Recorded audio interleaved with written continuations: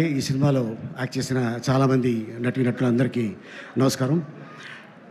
ఓ భామ అయ్యో రామ డైరెక్టర్ గారు మా ఇంటికి వచ్చి, సార్ నా పేరు రామ్ అండి, నేను ఫస్ట్ డబ్బీ మూవీ చేస్తున్నాను, సుహాస్ గారి హీరో, మాలవిక అని హీరోయిన్, అమ్మాయి తమిళ్లో పెద్ద హిట్ కొట్టింది అని చెప్పగానే ఓకే సార్ అన్న. ఆయన ఏం లేదు సార్, సుహాస్కి మావయ్య క్యారెక్టర్ మీరు చేయాలి అన్నారు. ఓకే అమ్మా, ఎంత ఇస్తారు అని అడగల, ఎన్ని రోజులు కావాలి అని అడిగాను. ఎందుకు చేశానంటే, ఒక 15 ఏళ్ల క్రితం నాకు ఒక మేనల్లుడు ఉండేవాడు. మా అక్క తను చిన్నప్పుడే చనిపోతే వాడిని మా అమ్మ పెంచింది, నా ముందే ఎదిగాడు. ఒక కారణం వల్ల ఒక అమ్మాయిని ప్రేమించి ఆ అమ్మాయి నో అంటే తను చనిపోయాడు. అప్పటి నుంచి మా మదరు ఒక 2 years మనవడు అవ్వచ్చు కానీ కొడుకు చనిపోయినంత బాధపడిపోయి రోజు ఏడిచేది. ఎందుకో నేను ఈ క్యారెక్టర్ చెప్పగానే అక్కడ కనెక్ట్ అయిపోయా.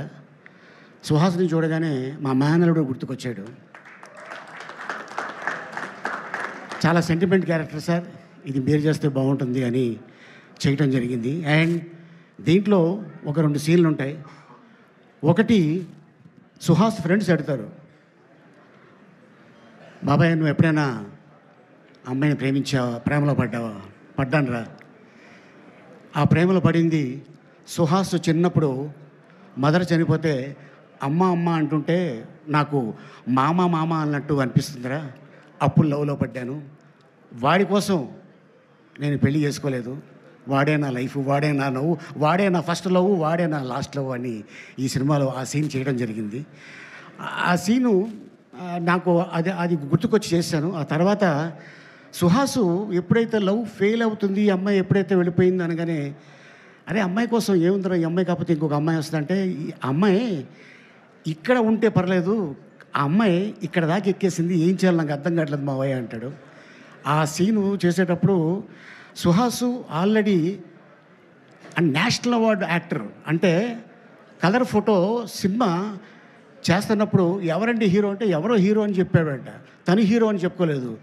ఇక మీదట ఎప్పుడు కూడా నువ్వు హీరో అయితే నువ్వే హీరో అని చెప్పు, ఎందుకంటే నీకున్న కలరు అక్కడ సూపర్ స్టార్ రజనీకాంత్ గారికి ఉంది. ఆ కలరు ప్రపంచాన్ని ఊపింది. నీ సినిమా ఇది హిట్ కొట్టిందనుకో, ఆటోమేటిక్గా నీ కలర్ ఉన్నోళ్ళు ప్రతి వాళ్ళు అయ్ ఇది బాగున్నాడే అంటుంటారా.